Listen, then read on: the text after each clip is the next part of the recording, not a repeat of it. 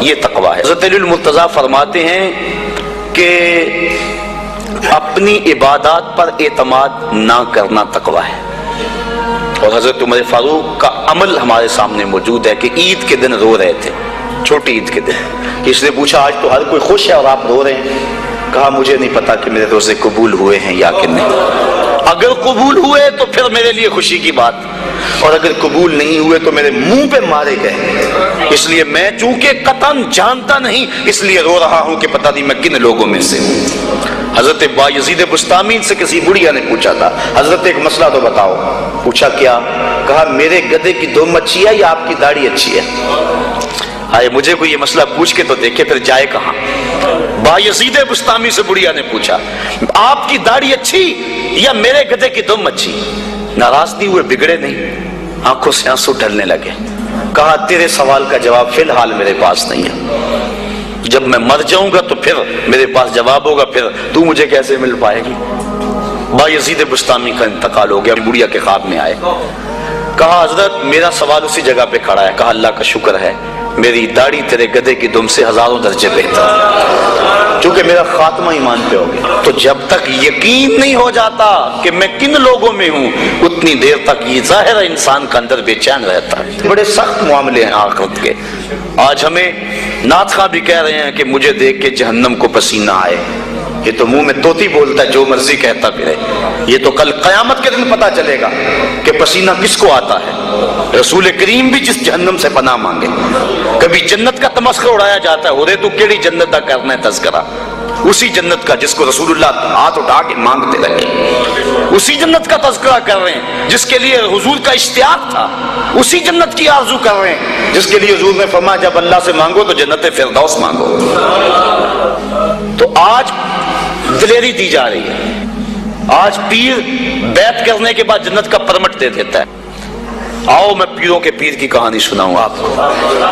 حضرت شیخ سعدی شیرازی فرماتے ہیں کہ ایک بندہ مطاف میں کنکروں کے اوپر پیشانی رکھ کے زاروں کے تار ہو رہا ہے اور کیا کہتا ہے اللہ مجھے معاف کر دے، نہیں تو قیامت کے دن اندھا اٹھانا، میں تیرا کیا تیرے بندوں کا سامنا بھی نہیں کر سکتا۔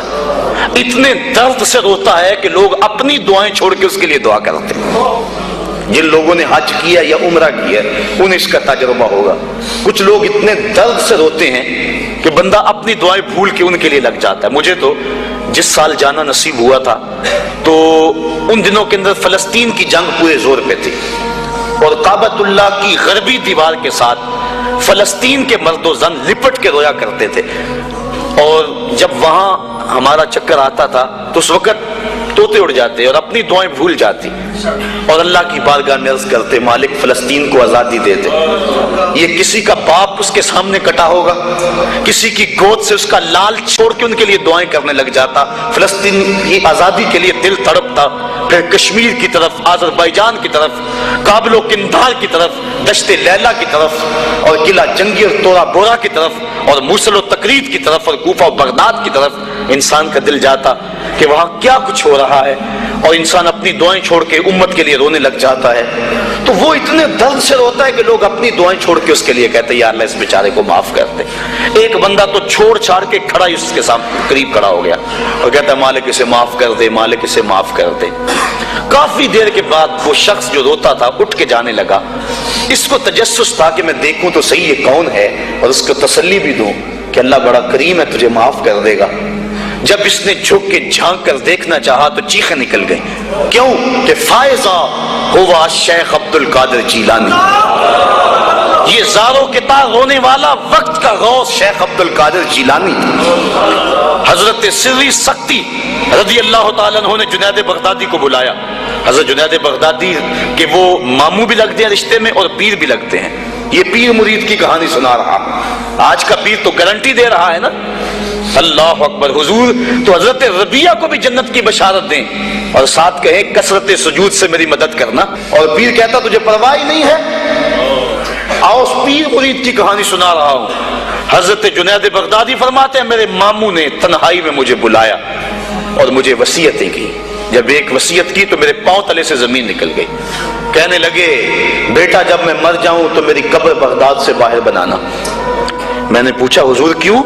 فرمانے لگے میری بدعمالیوں کی وجہ سے کہیں بغداد کی مٹی میری لاش کو قبول کرنے سے انکار نہ کر دے اور میں لوگوں کے سامنے رسوا نہ ہو جاؤں۔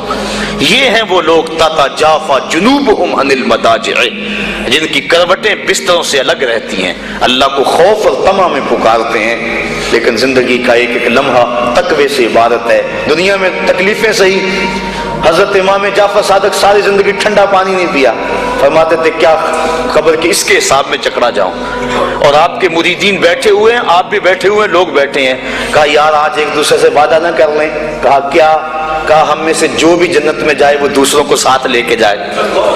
غلاموں نے کہا حضور ہم آپ ہے، یہ خشیت ہے اور ٹھنڈے پانی سے بھی گریز کر رہے ہیں، 3 چیزوں کا حساب نہیں ہوگا قیامت کے دن، ضرورت کے وقت کھانا پینا، اور ستر عورت کے لیے کپڑا لباس، اور ضرورت کا مکان، ان 3 چیزوں کا حساب نہیں ہوگا۔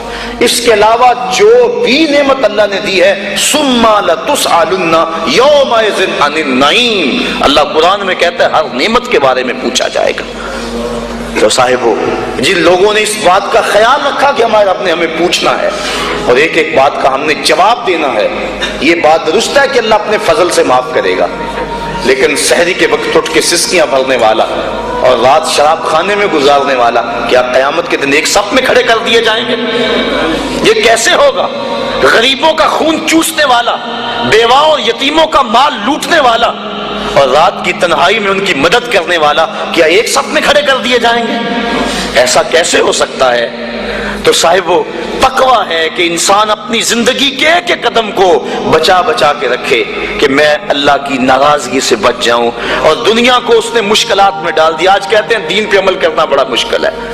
جو بندہ دین پہ عمل کرنا چاہتا ہے، اللہ قرآن میں سورۃ الاعلیٰ میں فرماتا ہے مشکل نہیں، ہم اس کے لیے آسان بنا دیتے ہیں۔ چلو لوگوں کے لیے مشکل ہی صحیح، لیکن اس نے مشکل میں یہ زندگی کاٹ لی، اور دنیا ہے بھی، دنیا سجن المومن، مومن کے لیے ہے بھی قید خانہ، لیکن جب قید سے چھوٹا پھر کیا ہوا؟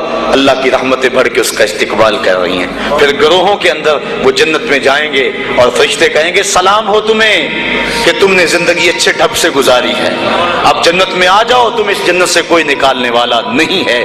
اور وہ کہیں گے اللہ تیری تعریفیں اور تیری خوبیاں، تو نے جو وعدہ کیا تھا آج واقعی تو نے سچا کر دکھایا ہے۔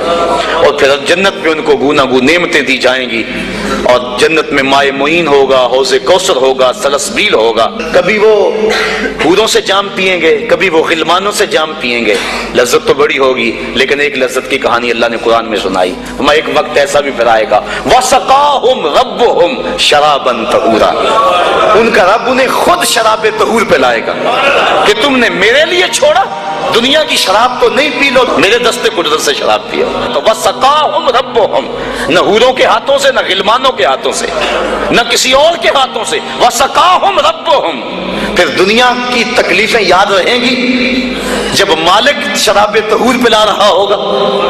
تو یہ ہے زندگی، اپنی زندگی کو اس ڈھب سے گزاریں کہ آخرت کی زندگی بہتر ہو جائے جو نہ ختم ہونے والی ہے۔ کار ما آخر شدو آخر زما کار نشد، مشتخا کے ما